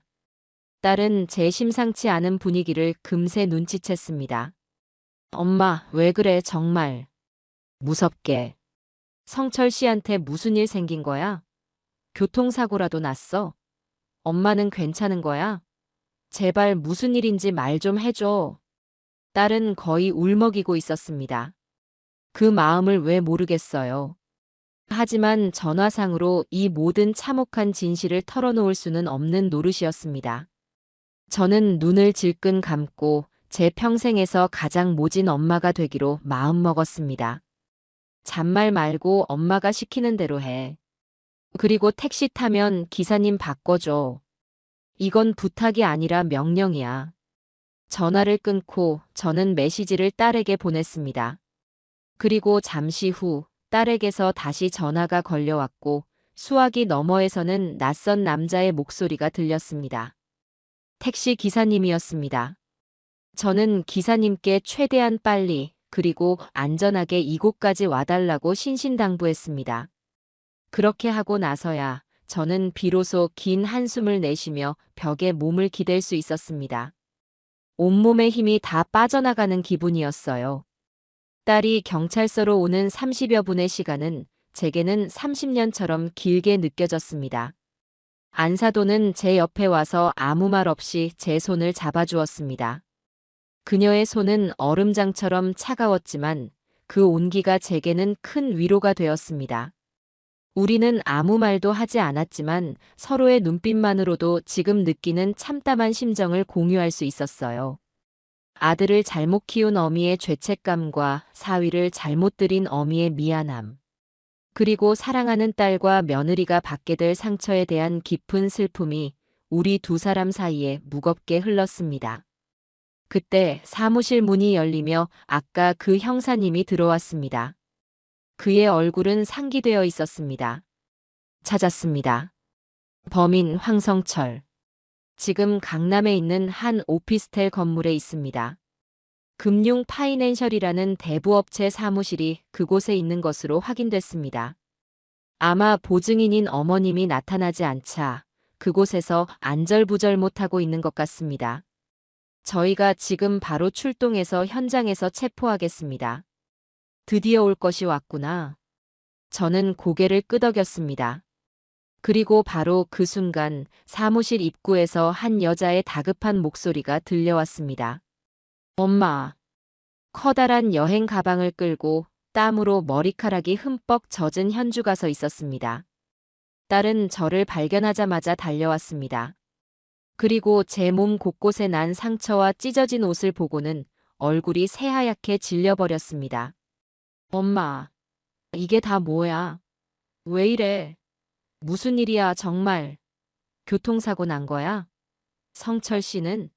성철 씨는 어디 있어? 딸은 제 어깨를 붙잡고 미친 듯이 흔들었습니다. 저는 그런 딸을 아무 말 없이 끌어안았어요. 그리고 형사님의 배려로 우리는 옆에 있는 작은 조사실로 자리를 옮겼습니다. 안사도는 차마 딸의 얼굴을 볼 면목이 없다며 문 밖에서 기다리겠다고 했습니다. 조사실의 작은 테이블을 사이에 두고 저와 딸, 그리고 형사님이 마주 앉았어요. 저는 딸의 손을 잡고 오늘 아침부터 있었던 모든 일을 처음부터 끝까지 하나도 빠짐없이 이야기해 주었습니다. 제 이야기가 이어지는 동안 딸의 얼굴은 믿을 수 없다는 표정에서 혼란으로, 그리고 다시 깊은 충격과 절망으로 시시각각 변해갔습니다. 아니야, 그럴 리 없어. 엄마가 뭘 잘못 안 거겠지. 성철 씨는 그런 사람 아니에요. 그 사람은 나를 얼마나 사랑하는데 무슨 오해가 있는 걸 거야. 현주는 현실을 부정하며 고개를 저었습니다. 저는 더 이상 말로 설명하는 것이 무의미하다는 것을 깨달았습니다. 저는 형사님을 바라보며 고개를 끄덕였습니다. 형사님은 말없이 일어나 황성철의 죄가 담긴 증거 서류들을 딸의 눈앞에 하나씩 펼쳐놓았습니다. 위조된 제 인감증명서, 모든 권한을 위임함이라고 적힌 위임장, 그리고 남편의 필체로 선명하게 적힌 범행 계획 메모. 그 서류들을 본 순간 현주의 마지막 방어벽이 무너져 내렸습니다. 딸의 눈에서 생기가 사라지고 동공은 초점을 잃고 흔들렸어요. 이윽고 딸의 입에서 터져나온 것은 울음이 아닌 바람 빠진 풍선 같은 허탈한 웃음소리였습니다. 이게 뭐야? 딸은 그렇게 한참을 웃는 듯 울더니 이내 테이블 위로 쓰러져 아이처럼 목 놓아 울기 시작했습니다. 제 가슴도 함께 미어지는 듯 했습니다. 바로 그때 형사님의 무전기에서 지지직거리는 소리와 함께 다급한 목소리가 흘러나왔습니다. 팀장님, 범인 황성철 검거했습니다. 현재 연행 중입니다. 형사님은 저와 현주를 바라보며 물었습니다. 범인과 대면하시겠습니까? 그 말에 울음을 터뜨리던 현주가 고개를 번쩍 들었습니다. 딸의 눈은 눈물로 퉁퉁 부어 있었지만 그 안에는 이전에는 볼 수 없었던 차갑고 단단한 불꽃이 타오르고 있었습니다. 네. 갈게요. 가서 내 눈으로 직접 볼 거예요. 우리는 경찰차를 타고 그 오피스텔 건물로 향했습니다. 잠시 후 건물 입구에서 형사들에게 양팔을 붙들린 채 끌려 나오는 황서방의 모습이 보였습니다. 그는 헝클어진 머리에 땀으로 범벅이 된 얼굴로 마치 모든 것을 포기한 사람처럼 힘없이 끌려 나오고 있었습니다. 그러다 건물 앞에 서 있는 우리 세 사람, 저와 자신의 어머니, 그리고 현주를 발견한 순간 그의 발걸음이 우뚝 멈췄습니다. 그의 얼굴에는 모든 것이 끝났다는 절망감이 번개처럼 스쳐 지나갔습니다. 그는 뭐라고 변명이라도 하려는 듯 입을 달싹였지만 현주가 먼저 그에게로 성큼성큼 걸어 나갔습니다. 그리고 그의 바로 앞에서 멈춰서서 그를 똑바로 쳐다보며 물었습니다. 그녀의 목소리는 얼음처럼 차갑고 조용했지만 그 어떤 고함보다도 더 날카롭게 그의 심장을 꿰뚫었을 것입니다. 어떻게 우리 엄마한테 그리고 나한테 이럴 수 있어? 황서방은 아무 대답도 하지 못했습니다. 그는 아내의 눈을 피하며 고개를 푹 숙였습니다. 그 순간 철컥하는 소리와 함께 그의 손목에 은색 수갑이 채워졌습니다. 형사들이 그를 경찰차 뒷좌석으로 밀어 넣었고 차문이 닫히는 소리는 우리 세 사람의 과거에 마침표를 찍는 소리처럼 둔탁하게 울려 퍼졌습니다. 요란한 사이렌 소리가 아스팔트 바닥에 희미한 잔향을 남기며 멀어져 갔습니다. 방금 전까지 한 남자의 인생이 나락으로 추락하고 한 여자의 세상이 무너져 내리고 두 어머니의 가슴이 찢어졌던 그 거리는 언제 그런 일이 있었냐는 듯 다시금 무심한 도시의 표정을 되찾고 있었어요. 자동차들은 멈췄던 흐름을 이어갔고 잠시 구경하던 행인들은 흥미를 잃은 채 각자의 갈 길을 재촉했습니다. 그들의 무관심이야말로 지금 우리가 겪고 있는 이 고통이 얼마나 철저히 개인적인 것인지를 증명하는 듯 했습니다. 오직 우리 세 사람만이 그 자리에 시간이 멈춘 듯 미동도 없이 서 있었습니다. 방금 전까지 남편이었던, 아들이었던, 사위였던 그 남자가 남기고 떠난 공백은 생각보다 훨씬 더 크고 차갑고 황량했습니다. 그 지독한 정적을 깬 것은 현주였습니다. 도끼마저 서려있던 딸의 단단한 눈빛이 마치 모래성이 파도에 휩쓸리듯 한순간에 무너져 내렸습니다. 딸은 아무 소리도 내지 않았습니다. 비명도 오열도 없었습니다. 그저 다리에 힘이 풀린 듯 천천히, 아주 천천히 그 자리에 주저앉았습니다. 텅 빈 눈으로 더러운 아스팔트 바닥만 내려다보는 딸의 어깨가 가늘게 떨리고 있었어요. 모든 감정이 소진된 후에 탈진 상태처럼 울음소리조차 내지 못하는 그 모습이 차라리 통곡하는 것보다 몇 배는 더 제 가슴을 저미게 만들었습니다. 저는 황급히 딸에게 다가가 무릎을 굽히고 차갑게 식어버린 딸의 어깨를 감싸 안았습니다. 제 옆으로 다가온 안사돈 역시 말없이 반대편 어깨를 감싸주었죠.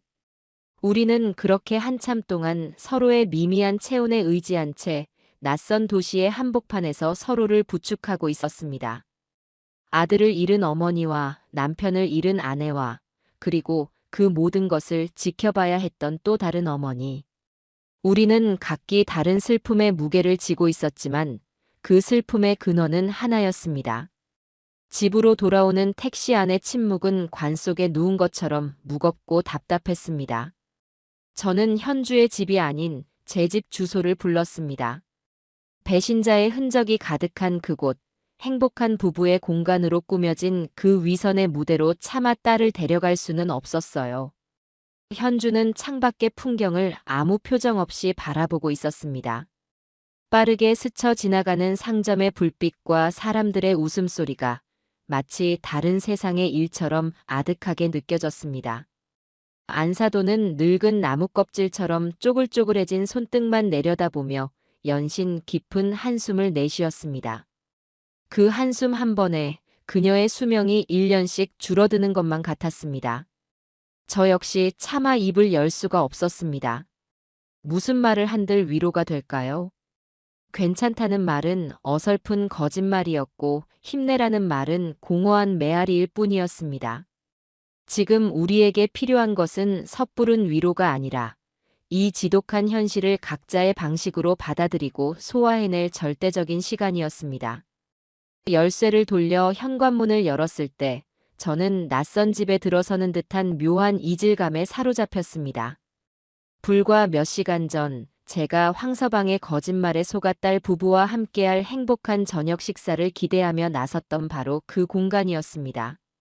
신발장에는 그가 지난 어버이날 사들인 커플 슬리퍼가 나란히 놓여 있었고 거실 벽에는 현주와 그가 활짝 웃고 있는 결혼 사진이 걸려 있었습니다. 이곳의 공기, 이곳의 냄새, 이곳의 모든 가구들은 제가 겪은 끔찍한 사건을 고스란히 기억하고 있는 듯 했습니다. 집은 더 이상 포근한 안식처가 아니라 범죄의 표적이 되었던 상처 입은 공간처럼 느껴졌어요. 저는 애써 그런 감정을 떨쳐내고 두 사람을 거실 소파에 앉혔습니다. 현주는 인형처럼 힘없이 소파에 몸을 기댔고 안사도는 죄인처럼 소파 끝에 위태롭게 걸터 앉았습니다. 저는 부엌으로가 정신없이 움직이기 시작했습니다. 따뜻한 대추차를 끓이고 냉장고에 있던 과일이라도 깎아내오기 위해 칼을 들었습니다. 무언가에 집중하지 않으면 저 역시 무너져 내릴 것만 같았습니다. 사과 껍질을 돌려 깎는 제 손이 미세하게 떨리고 있었습니다. 찻주전자에서 김이 피어오르는 것을 멍하니 바라보는데 등 뒤에서 안사돈의 갈라지고 잠긴 목소리가 들려왔습니다. 현주야, 그리고 사돈. 내가 용서받지 못할 죄인이지만 그래도 할 말은 해야 할 것 같습니다. 저와 현주는 말없이 그녀를 바라보았습니다. 안사돈은 고개를 깊이 숙인 채 마치 자신의 치부를 드러내는 심정으로 아들의 죄를 덮기 위해 지난 몇 년간 그녀가 홀로 감내해야 했던 비밀의 무게에 관한 이야기를 꺼내놓기 시작했습니다. 그것은 제가 알던 것보다 훨씬 더 추악하고 절망적인 이야기였습니다. 성철이 걔가 저지른 짓은 이번이 처음이 아닙니다. 결혼 전에도 그때는 주식이었어요. 젊은 나이에 일확천금을 꿈꾸다가 집안 기둥을 뿌리째 뽑아먹을 뻔한 적이 있었어요. 어디서 썼는지 모를 사채까지 끌어다 써서 조폭 같은 사람들이 밤낮으로 집까지 찾아와 문을 두드리고 행패를 부렸죠. 그때 제가 현주 아버지가 평생 땀 흘려 모아 제게 남겨주신 유산과도 같은 집을 팔아서 겨우 그 빚을 막았습니다. 그리고 다시는 이런 짓을 하지 않겠다는 피눈물 어린 각서를 받고 딱 한 번만 더 믿어보기로 했어요. 사람 고쳐 쓰는 거 아니라는 옛말, 틀린 거 하나 없는데 자식 이기는 부모 없다고 제가 어리석었습니다. 그 아이의 눈물이 거짓이었다는 걸 그때 알았어야 했는데. 안사돈의 고백에 현주는 아무 반응이 없었습니다. 이미 너무 큰 충격을 받은 탓에 더 이상 놀랄 기력조차 남아있지 않은 듯 보였어요. 안사돈은 떨리는 목소리로 말을 이었습니다. 결혼하고 나서는 정신 차리고 너처럼 착한 아내를 만났으니 이제는 정말 사람 굿이라고 사는 줄 알았어요. 그런데 2년 전쯤 또 사고를 쳤더군요. 현주, 너 몰래 친구랑 동업해서 무슨 PC방인가를 차렸다가 홀라당 말아먹은 겁니다. 그때도 또 사채를 썼더라고요. 제게 와서 무릎 꿇고 빌면서 이번 한 번만 도와주면 현주한테 정말 잘하고 평생 장모님 모시고 효도하며 살겠다고 하더군요.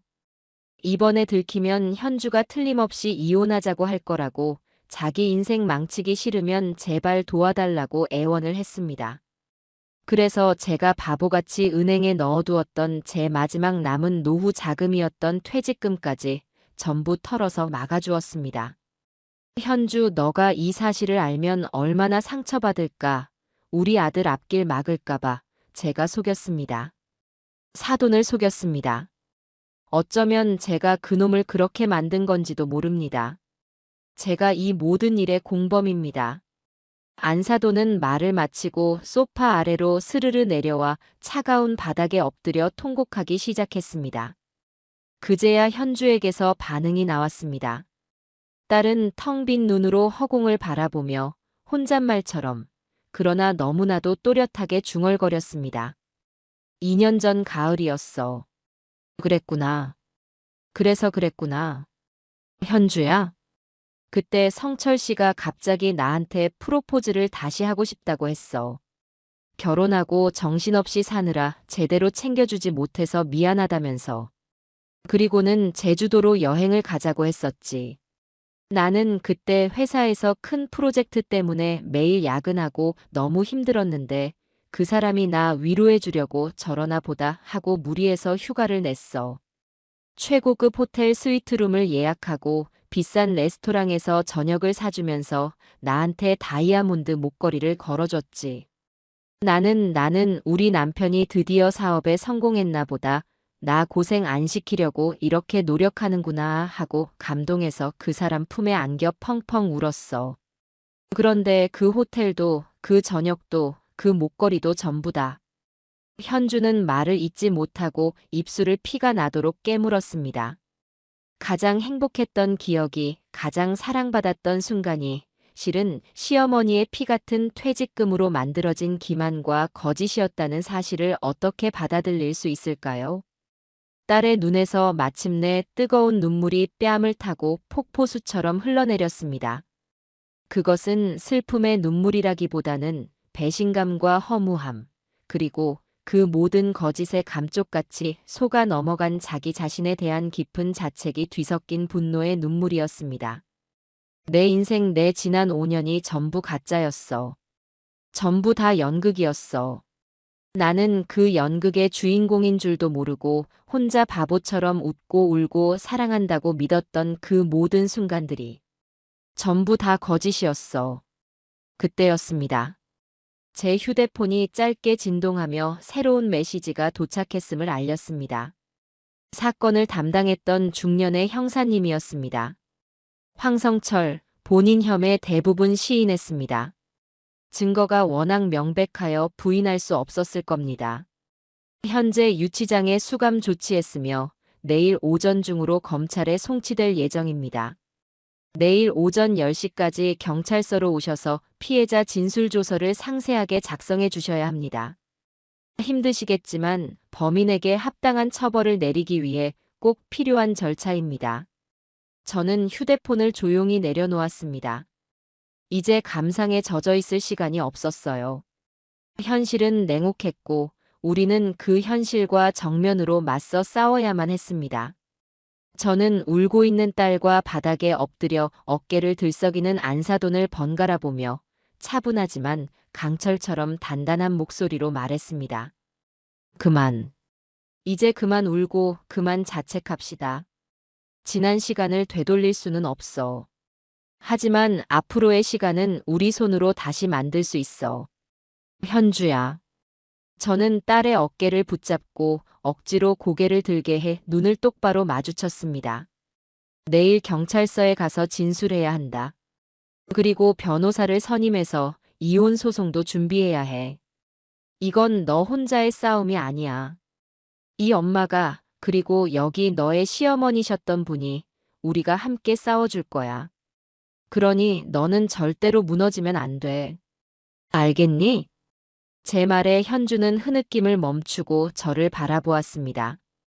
딸의 눈빛이 조금씩 달라지고 있었습니다. 슬픔과 절망이 홍수처럼 가득 찼던 그 눈에 가느다랗지만 분명한 결심의 빛이 꺼지지 않는 불씨처럼 서서히 차오르고 있었습니다. 안사돈 역시 고개를 들고 눈물 젖은 얼굴로 저를 보며 고개를 끄덕였습니다. 그날 밤 우리 세 사람은 거실에 나란히 이불을 깔고 누웠습니다. 아무도 깊이 잠들지 못했지만 어둠 속에서 서로의 숨소리를 들으며 우리는 더 이상 혼자가 아니라는 사실에 작은 위안을 얻었습니다. 길고 어두운 밤이 지나고 창문 너머로 희미하게 새로운 아침이 밝아오고 있었습니다. 이제 잔인하고도 공정한 심판의 시간이 시작될 것이었습니다. 그날 이후 우리의 시간은 두 개의 축으로 나뉘어 흘러가기 시작했습니다. 하나는 황성철의 죄를 묻는 냉정하고 더딘 법적 절차의 시간이었고, 다른 하나는 그의 배신이 남긴 깊은 상처를 보듬고 뿌리부터 송두리째 흔들린 삶을 재건해야 하는 고통스러운 치유의 시간이었습니다. 이 두 개의 시간은 때로는 따로, 때로는 함께 흐르며 우리를 끊임없이 과거와 현재, 그리고 불투명한 미래 사이로 내몰았습니다. 현주는 그가 떠난 신혼집으로 돌아가는 것을 마치 불길에 들어서는 것처럼 극도로 꺼려했습니다. 현관 비밀번호를 누르는 것조차 힘겨워했죠. 집 안의 모든 물건, 부엌의 그릇 하나, 욕실의 칫솔 한 개까지 그 모든 것에 그의 거짓된 흔적과 행복했던 시간의 잔해가 배어 있었기 때문입니다. 결국 우리는 이삿짐 센터를 불러 딸의 짐을 모두 제 집으로 옮겨왔습니다. 함께 고른 소파, 나란히 앉아 TV를 보던 그 소파가 거실에서 빠져나갈 때 현주는 아무 말 없이 입술만 깨물고 있었습니다. 텅 비어가는 아파트를 마지막으로 둘러보던 날 현주는 거실 벽 한가운데 걸려있던 커다란 결혼사진 액자를 말없이 벽에서 떼어냈습니다. 한때 세상에서 가장 행복해 보였던 두 사람의 웃는 얼굴 위로 그동안의 방치와 무관심을 증명하듯 먼지가 하얗게 쌓여 있었습니다. 딸은 그 액자를 잠시 내려다보더니 망치로 유리를 깨부수거나 사진을 찢는 대신 아주 차분한 동작으로 신문지에 꼼꼼하게 싸서 이삿짐 박스 중 가장 깊숙한 곳에 처박아 버렸습니다. 격렬한 분노의 표출보다 이 무심한 무시가 과거와의 더 완벽한 단절을 의미하는 딸만의 의식처럼 보였습니다. 경찰서와 검찰청, 변호사 사무실, 그리고 법원을 오가는 날들이 기계적으로 이어졌습니다. 우리는 피해자이자 가장 중요한 증인으로서 끔찍했던 그날의 기억을 녹음기처럼 몇 번이고 다시 재생해야만 했습니다. 진술조서를 작성할 때 형사는 제게 달리는 차에서 뛰어내리던 순간의 기분까지 상세하게 물었습니다. 검사 앞에서 증언을 할 때 그는 현주에게 남편의 거짓말을 처음 알아차렸을 때의 심정을 집요하게 파고들었죠. 변호사와 상담하는 과정은 이 모든 고통을 법률이라는 차가운 언어로 번역하는 작업이었습니다. 그 모든 과정은 마치 아물지 않은 상처를 소독약도 없이 계속해서 헤집는 것처럼 잔인하고 고통스러웠어요. 그러던 어느 날 구치소에 수감된 황성철로부터 편지 한 통이 도착했습니다. 변호사를 통해 전달된 편지에는 그의 서툰 글씨로 빼곡하게 변명이 적혀 있었습니다. 그 내용은 처음이자 마지막 편지보다 더욱 노골적이고 이기적이었습니다. 사랑하는 현주에게, 그리고 장모님께. 이곳에서의 하루는 바깥 세상의 1년과도 같습니다. 매일 밤 당신과 함께했던 행복한 시간들을 떠올리며 후회의 눈물을 흘리고 있습니다. 제가 정말 큰 잘못을 저지른 것은 압니다. 하지만 장모님, 생각해 보십시오. 제가 장모님 돈을 빼앗아 어디 도망가려고 했겠습니까? 결국은 다 우리 가족, 현주와 장모님 더 편안하게 모시려고 시작한 일이었습니다. 방법이 조금 잘못되었을 뿐입니다. 그리고 현주야, 당신은 내 아내이지 않습니까? 아내가 남편의 작은 실수 한 번을 용서해주지 못하고 이렇게 차갑게 돌아서야만 하겠니? 내가 여기서 몇 년씩 썩고 나오면 우리 관계가 회복될 수 있을까? 아니, 그땐 모든 것이 끝이야.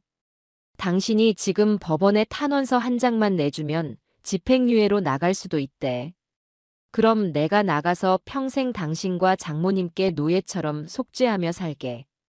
제발 내 인생을, 그리고 우리 사랑을 여기서 끝내지 말아줘. 편지는 그의 눈물 자국인 듯 여러 군데가 번져 있었습니다. 하지만 그 어디에도 자신의 잘못에 대한 진정한 반성은 없었어요. 오직 자기 연민과 우리를 위한 일이었다는 뻔뻔한 책임 전가, 그리고 어떻게든 처벌을 피해보려는 비겁한 동정심 유발뿐이었습니다.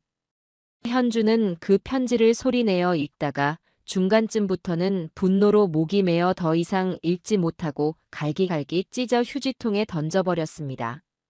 속죄? 용서. 이 사람은 아직도 자기가 뭘 잘못했는지 전혀 몰라. 내가 왜 힘든 시간을 쪼개가며 법정에 나가 증언을 하고 있는지 그 이유조차 이해를 못하는 사람이야. 저 사람은 끝까지 자기 자신밖에 모르는 구제불능의 이기적인 인간이었어. 딸의 목소리에는 더 이상 슬픔이나 미련이 한 톨도 남아있지 않았습니다. 오직 차가운 경멸과 혐오만이 가득할 뿐이었죠. 그 편지는 오히려 딸의 마음을 더욱 단단하게 만드는 마지막 확인 사살과도 같았습니다. 그 과정에서 안사돈, 아니 김 여사님의 역할은 결정적이었습니다. 그녀는 자신의 아들이 저지른 죄를 조금이라도 갚겠다며 평생을 살아온 작은 아파트를 처분했습니다. 그리고 그 돈의 절반을 뚝 떼어 저희에게 현금으로 건넸습니다. 현주의 이혼 소송 비용과 정신적 피해 보상금, 그리고 제 병원 치료비 명목이라면서요. 저는 물론이고 현주도 기겁하며 거절했습니다. 어머니, 이러시면 안 돼요. 이건 어머니 잘못이 아니에요. 저희 이 돈 절대 못 받습니다. 어머니는 이제 어디서 사시려고요? 아니다, 현주야. 이제는 나를 어머니라고 부르지 않아도 괜찮다.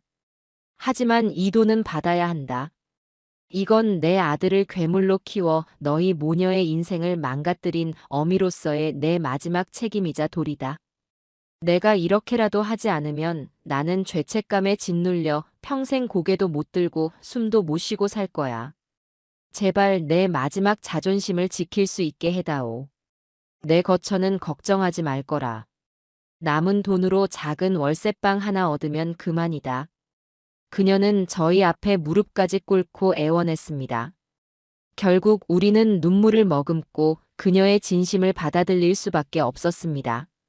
그녀는 남은 돈으로 정말 작은 월세방을 얻어 이사했고 그 후로도 매일같이 저희 집에 와서 반찬을 해 나르고 집안일을 도왔습니다. 피고인의 어머니라는 죄인의 신분으로 그녀는 자신이 할 수 있는 최선의 방식으로 저희에게 속죄하고 있었습니다. 법적으로는 이미 완벽한 남이 되었지만 우리는 그 어떤 피부치보다도 더 끈끈한 상처와 용서로 맺어진 또 다른 형태의 가족이 되어가고 있었습니다. 몇 달 후 길고 지루했던 재판의 마지막 날이 밝았습니다. 저와 현주 그리고 김 여사님은 증인석이 아닌 방청석 가장 앞자리에 나란히 앉아 판결을 기다렸습니다. 피고인석에 앉은 황서방은 몇 달 사이에 10년은 늙어버린 것처럼 초췌하고 왜소해져 있었습니다. 판사가 길고 어려운 법률 용어를 나열하며 판결문을 읽어내려가는 동안 제 귀에는 아무것도 들리지 않았습니다. 오직 마지막 한 문장만이 망치처럼 제 뇌리에 또렷하게 박혔어요. 피고인 황성철, 죄질이 매우 불량하고 반성의 기미가 보이지 않으며 피해자들에게 깊은 상처를 준 점 등을 고려하여 사기, 사문서 위조 등 모든 혐의에 대해 원심대로 징역 5년을 선고한다. 땅, 땅, 땅. 판사의 의사봉이 3번 내리쳐지는 소리와 함께 우리의 길고 길었던 싸움은 마침내 끝이 났습니다. 황서방은 교도관들에게 이끌려 법정 밖으로 끌려나갔습니다.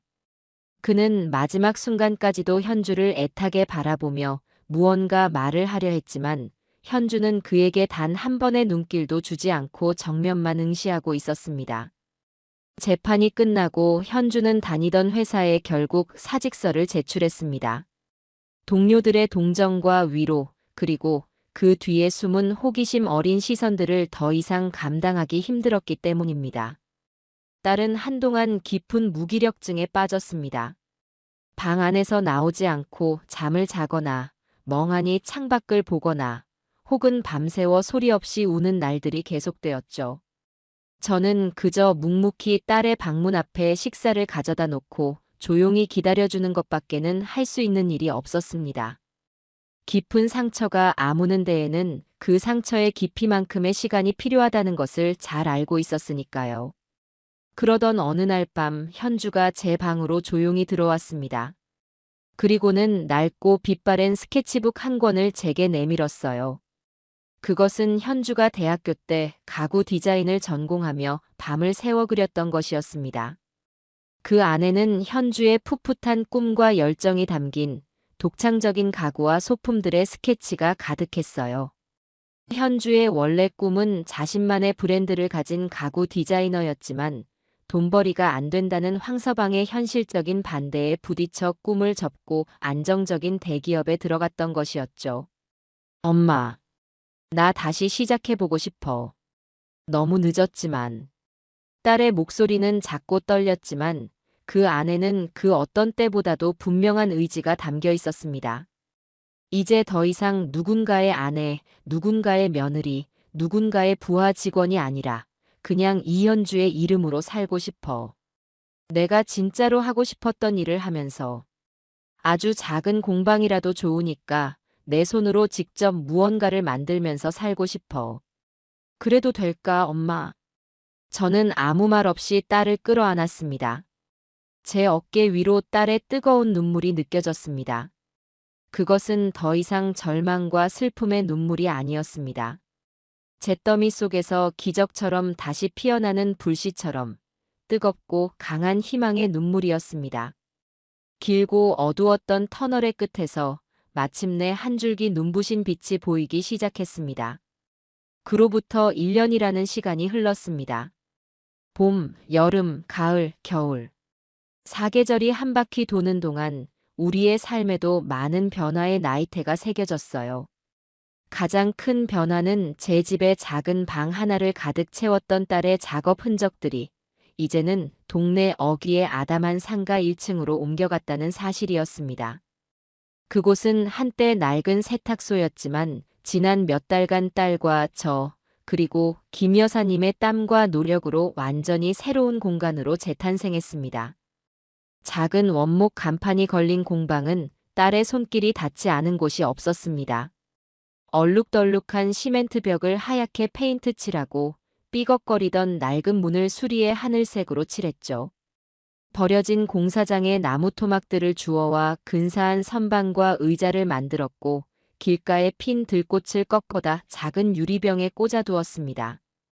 공방 안은 기분 좋은 나무 냄새와 은은한 커피 향, 그리고 딸의 식지 않는 열정과 우리의 새로운 희망으로 가득 차 있었습니다. 개업식이라고 할 것도 없는 소박한 시작이었습니다. 요란한 화환이나 시끌벅적한 손님은 없었습니다. 저와 현주, 그리고 이제는 가족보다 더 가까운 사이가 된 김 여사님, 이렇게 세 사람이 전부였죠. 김 여사님은 내가 이제 안사돈도 아닌데 그냥 김 여사라고 불러. 아니면 언니라고 부르든가. 라며 넉살 좋게 웃으셨습니다.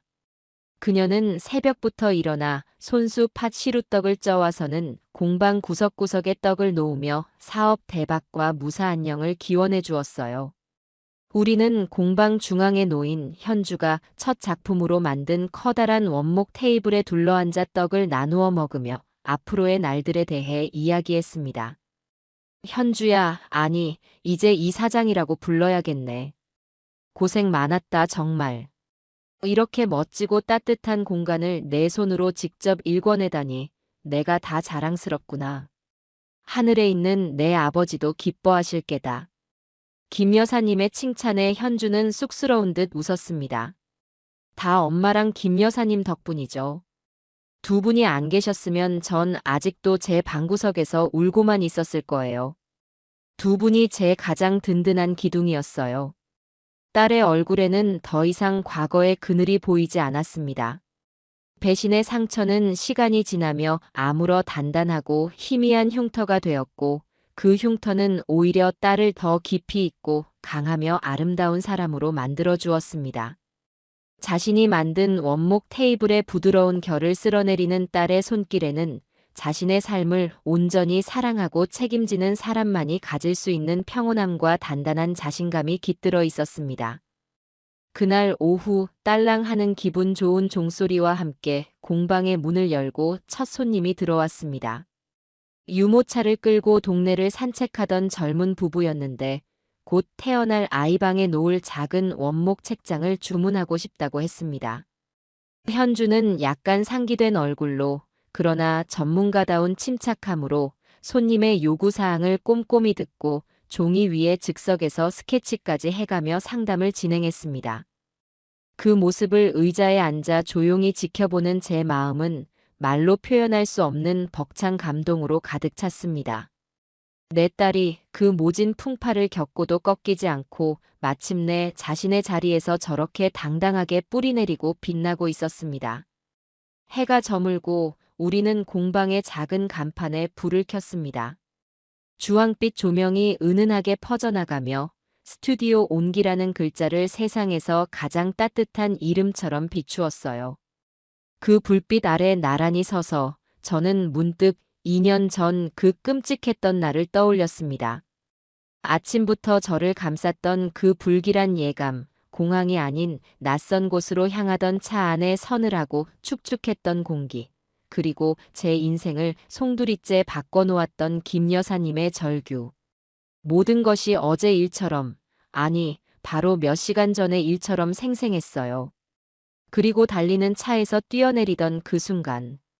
아스팔트에 온몸이 갈리는 듯한 끔찍한 고통과 그럼에도 불구하고 제가 살아남았다는 안도감, 그리고 그놈을 내 손으로 심판하리라는 차가운 분노.